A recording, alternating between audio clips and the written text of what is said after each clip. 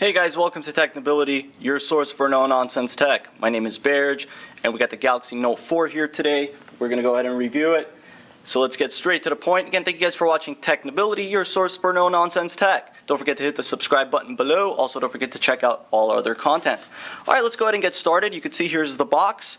We're going to do a quick unboxing here of the Galaxy Note 4 before we get started with the actual review of the device.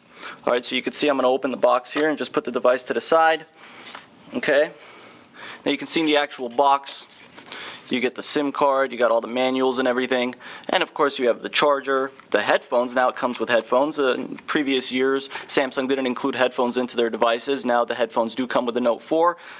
You got, of course, again, the micro USB charger. It's basically a solid charger in terms of quick charging. You have the wall port right here, and you have the S Pen clamp and the S Pen tips right here as well. So that's the box. Again, like I said, quick unboxing so we can get straight to the phone here.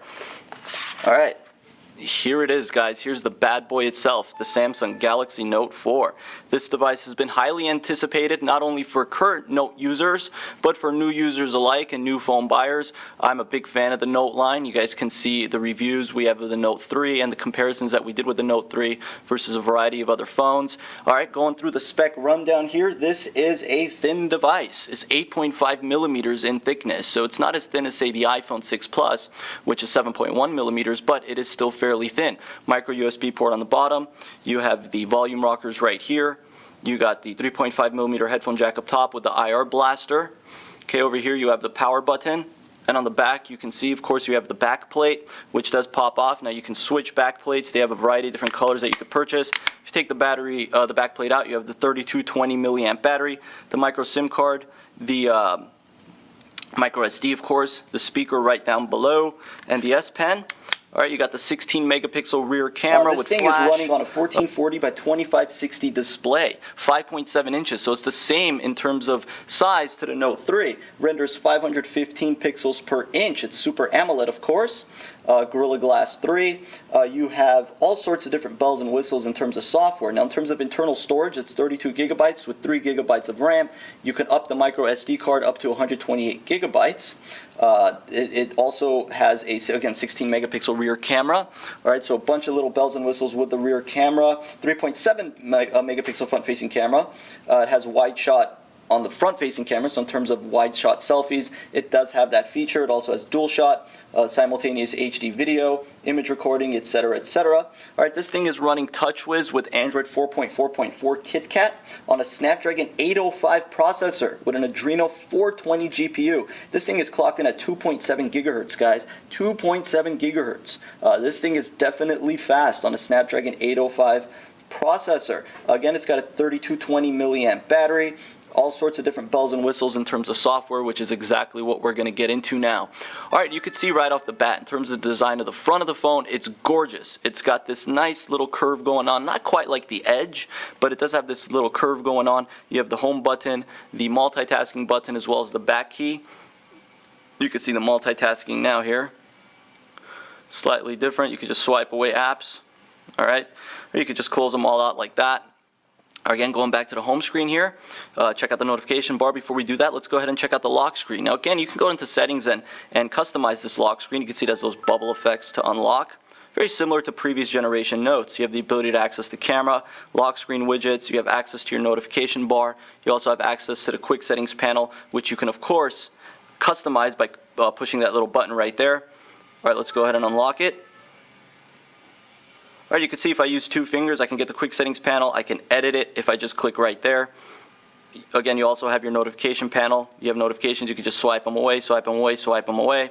Very easy to do, very simple, self-explanatory. You see you also have S-Finder and Quick Connect. Up here you also have all these other features that they've added, multi-window, download booster, etc. Now if I was to go to settings here, you can see the multitude of different settings that you get. So you have different ways to actually view these settings. You can view them as list view or tab view. So if we do tab view, you can see it shows up as tabs. Okay, I personally like list view. I just like the ability to be able to view them as a list as such. There's so many different settings here with the Galaxy Note 4 that it might confuse some people, but really a lot of these features are definitely useful. again, you have NFC, screen mirroring, mirror link, display options. You can see the multitude of different wallpapers that they come with. Okay, so you can see all these different wallpapers here. Very nice, high quality wallpapers, definitely rendering nice on this 2K display. You could set them up home screen, lock screen, or home and lock screen, of course. Going back, you can adjust your multi-window settings, one-handed operation, finger scanner. Of course, now you have the fingerprint scanner here, so you can see how that works. You can set up the fingerprint scanner and whatnot here. All right, you could basically just keep swiping over the center of the pad as such as what it says. Now this was a feature that they had in the Galaxy S5, so it's similar to what you get with the iPhone, for example, if you want to use the fingerprint scanner to unlock the device, or for a variety of different features. Motion and gesture, of course, you have all the motion features, the S Pen features, of course, which we'll get into shortly, and of course accounts, cloud, and all that good stuff as well, application manager, email. So the settings can be confusing for people who aren't accustomed to them, but really they're not. I mean, it's kind of a simple concept. All right, now looking at the home screen again, you can see you got folders right here. Folders are easy to set up. You could just take an icon, for example, go to create folder, and you'll create a folder. If you move around the widgets, it's going to reorganize the grid for you. So that's pretty simple. And of course, it comes with a ton of different bloatware, as I like to call it. T-Mobile adds a lot of different apps here. When you first purchase this phone, you could see the app drawer. You could edit the app drawer. You can uninstall, disable apps. You can hide apps too if you don't want everything to just show up here. And of course, you see the editing app. You can move around the screens. You have widgets, of course, as well. So long pressing, you could see widgets right here. So if you long press, you get the ability to add widgets, go to your home screen, your app drawer, add wallpapers, etc. So you got a multitude of different widgets. Milk, S Health, S Bookmarks, S Note, etc.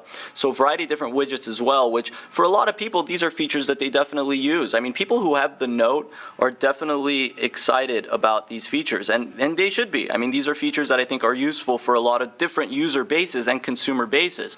All right, looking at the dialer here, you can see the dialer, very simplistic, normal. If you're used to TouchWiz, then you're going to be used to this dialer. Contacts, again, same situation. You can see the contacts here. Familiar if you're familiar with it. Same with the messages. You can see the messages here. All right, now you can see the keyboard. Now the keyboard does have swipe, so you do have the ability to swipe. All right, it's pretty good, pretty responsive, actually very responsive. Great auto correction. You also have the ability to use the mic. Hey, what are you doing today? Let's go hang out. Do you want to go do something? Question mark. So again, very self-explanatory, easy to use. Let's go back. Let's go ahead and discard that. Go back again and check out the browser here. You can see the browser tabs. All right, you can see how the browser tabs works, and of course you also have auto rotation. So you can rotate it. You could have the tabs show up like this. All right, if I want to open a website like this, I could.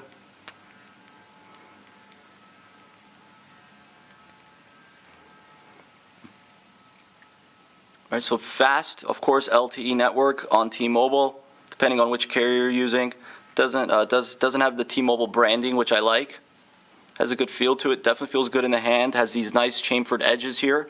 Metal, which is the first time they've gone with metal. Super fast pinch zoom. I mean, this thing is smooth. It's such a smooth phone. I haven't had any issues with lag thus far, but again, with TouchWiz, people do complain about quote-unquote lag. I don't see it, but I mean, again, it really is in the eye of the beholder. You can see pinch zoom super fast. You could do private window. You can highlight text. You can maximize text, copy it, open in a different tabs and whatnot, and close them out. So the browser is super easy to use, super intuitive. We're fans of the browser for sure. Now you can see auto rotate doesn't work on the home screen. You could download third-party launchers if that's what you're looking for. Let's go ahead and look at video quality here with this 2K display.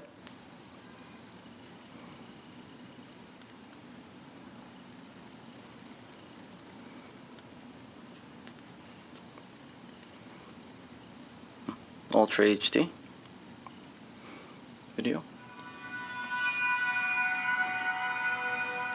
But it's showing at 720, but in any case.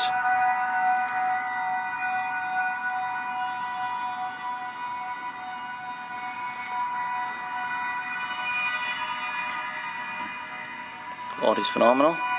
Fast forward, rewind.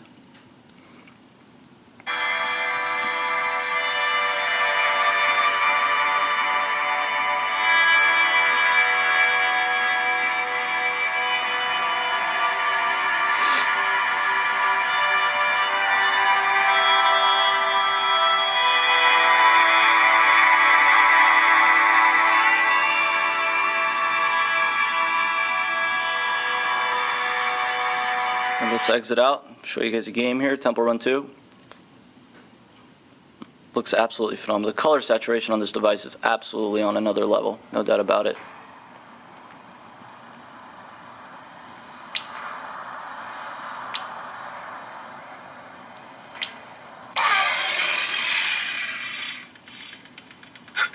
We'll be going in depth into other games on a separate review.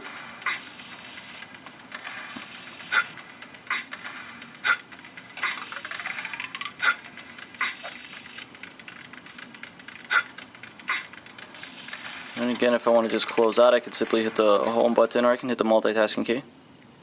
Close out of everything. Alright.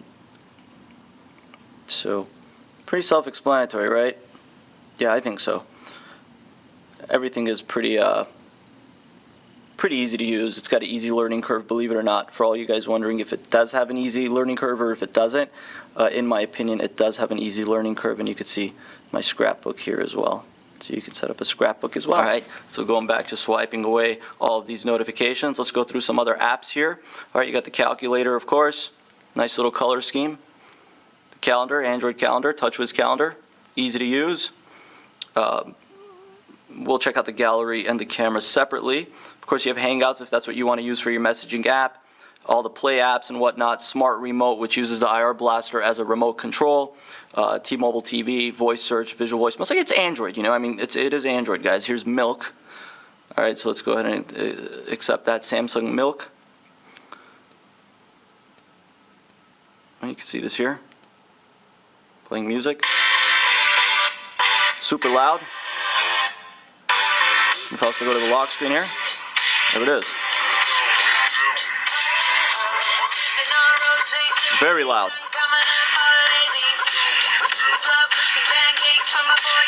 All right, we're going to pause that. Unlock. So you can see how Milk works. Again, you got all your widgets, variety of different widgets, which brings us to the S Pen. If you're familiar with the S Pen from the Note 3, then you're familiar with the features you get here. You can see the S Pen as it's designed. Basically, it's similar to what you have with the Note 3 and previous generation Notes. Click on it, you got Smart Select, Action Memo, Image Clip, and Screen Write. So if we click on Smart Select here, it says select an area of any screen with the S Pen to collect a variety of content, including text. So let's select this area right here. Okay, there it is. All right, so you can share it, you could save it, and it shows up right there. Pan around the screens. All right, so let's go ahead and push the little plus, go home. All right, there it is right there. And we can just trash that if we want. Yes. Action Memo, of course. You know, Action Memo, it's basically a note app for the most part. Again, Screen Write, Image Clips, Smart Select, and of course you do have the ability to hover. And I go to the gallery. I could simply hover above a picture and it'll give me a preview right there. I can edit it, share it, delete it, etc. Gallery is really nice, guys. I'm a fan of the gallery. You can see it says time, album. So I want to click on this picture, for example. I can edit it, I can share it, I can delete it, I can crop it. If you go to the editing options, you see the multitude of different editing options that Samsung has added here. Alright, so you can adjust the tone, the effects, you could portrait, decoration. So a multitude of different editing options for all you editors out there, people who want to edit your photos. Again, you can just simply swipe out of it. You could pinch in, pinch out if you want to make them larger. Alright, you can see this image right here. Close out. Now let's take a look at the camera before we get into anything else here. Alright, this is a 16 megapixel camera. This is a really, really good camera. I mean, I did some demonstrations right after I bought the phone, and the camera is absolutely phenomenal in terms of quality. Of course, you're not going to see it with these pictures I'm taking here, but have no fear, this camera is really good. And you got mode options, rear camera selfie, selective focus, panorama, manage modes, download. So multitude of different features, HDR. You can go to settings here, you can see you could change the megapixel count. And of course you have the front facing camera, which has wide shot now. Alright, so the front facing camera, it still has the ability to say smile if you want to take a picture. Smile. You see how that works there. You have burst shot as well, so you do have burst shot. Multitude of different features. I mean, this is definitely, no doubt about it, this camera is phenomenal. Let's go ahead and take a picture of the iPhone here.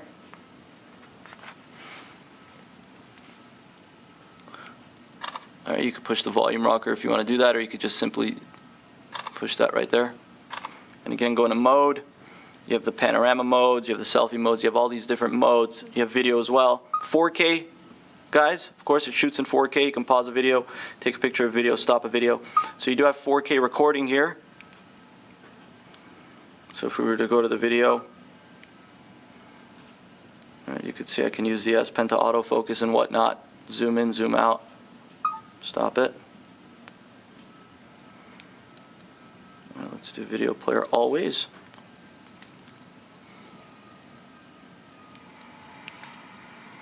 See, I can use the S Pen to autofocus and whatnot. Great volume. Zoom in, zoom out. I can take a picture as I'm watching the video. So fantastic camera. Definitely big fans of the camera. Don't forget to check out the comparison we're going to do with the 6 Plus very soon. So look out for that, guys.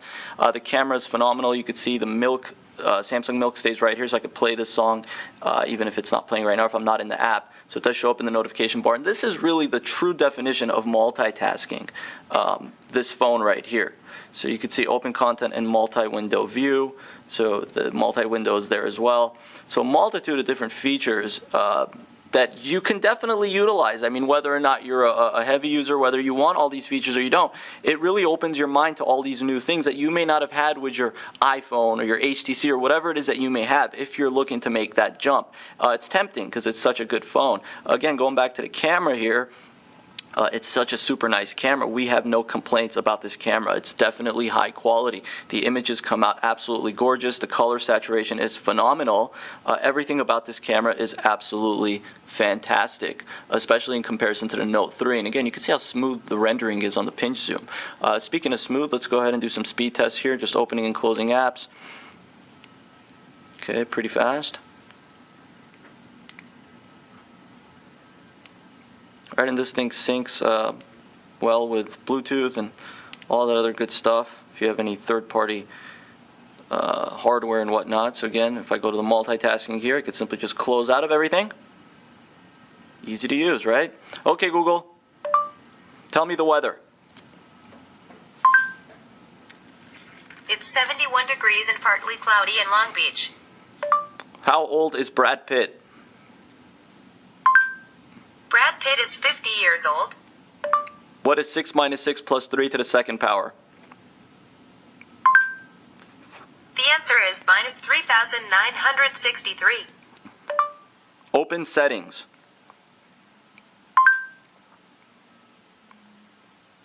All right, settings right there.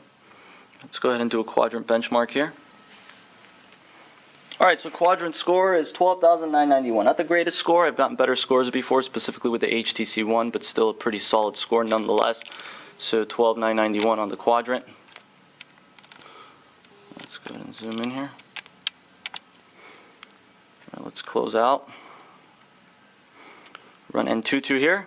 So we're going to just cut to the score, but we'll go ahead and run this here. All right, you guys can see the score right there, 42,658. The One Plus One had a little higher of a score with 46,000, but that's still a phenomenal score, 42,658 on N22. Again, really good score. Quadrant was okay, close to a 13,000. Getting back to the multitasking, you can just swipe out of all the apps. Very simple to do, very easy. And really this phone right here, if you're on a Note 3 and you're looking to upgrade, I would say this is an upgrade just on the screen alone. It's got a gorgeous 2K display, renders over 500 pixels per inch. It's got a phenomenal camera, phenomenal build. I like the chamfered edges here with the metal. I'm a big fan of that. I like the whole design cue. It's smaller, slightly smaller than the Note 3. It's thinner. Slightly, ever so slightly thinner, maybe not necessarily. I think they're both 8.5 millimeters or 8.6, the Note 3. But they're both really, really solid devices, and this would definitely be an upgrade in my opinion. I mean, for those of you who are currently using a Note 3 or a Note 2, I would look into this phone as an upgrade. I mean, T-Mobile right now, for example, has some good deals. Zero down, I think like $31 a month, assuming you don't get all the bells and whistles added to it and whatnot. And really just in terms of all the Samsung apps that you get, a lot of people find them useful. You got S Health, for example, S Note and all that, S Voice, which I'm not crazy about these Samsung apps, but a lot of people like them. You got all these different features here with S Health and whatnot. So again, these are cool features. You can create a profile and whatnot. Nice little S apps, S Note, of course.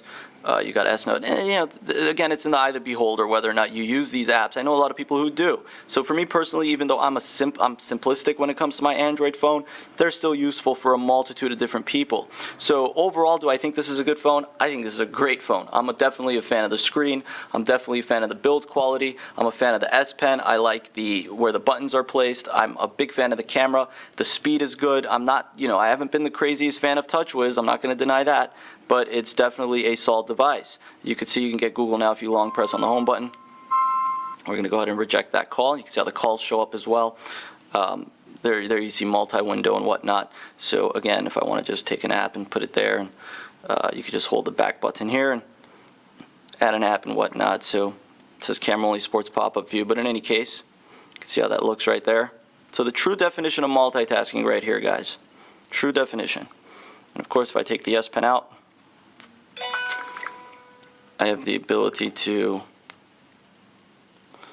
simply X out of it, maximize it, etc. So a lot of cool features. Hover view, S Pen features are really useful. Definitely a big fan of this phone. So I do recommend it. If you guys are in the market for a phone, or if you're looking to upgrade, look at the Note 4. It's definitely up there. And again, stay tuned, guys, as we compare this device to the iPhone 6 Plus. You can see both devices here. We're going to do a quick hardware comparison and look at both. Very similar in size. I believe the 6 Plus is slightly bigger, but the screen is slightly smaller, 5.5 inches on the 6 Plus versus 5.7 on the Note 4. So again, you can see if I swipe my finger over to the left, you can disable that, of course. So stay tuned as we compare this to the iPhone 6 Plus and a multitude of different devices. And again, we're also going to do a video where we're going to look at third-party apps, third-party games, and all that good stuff as well. So stay tuned for that, guys. Thank you guys for watching Technibility, your source for no-nonsense tech. This is the Note 4. Did a full review here. If you guys have any questions in relation to this phone, please don't hesitate to ask me in the comment section below. If there's anything I left out, which there probably is, even though this is almost close to a 30-minute video, let me know in the comment section below as well. Thank you guys for watching. Don't forget to subscribe. Follow us on Twitter, like us on Facebook, all that good social networking stuff. My name is Baird. You guys have watched Technibility. Thank you guys, and have a good one.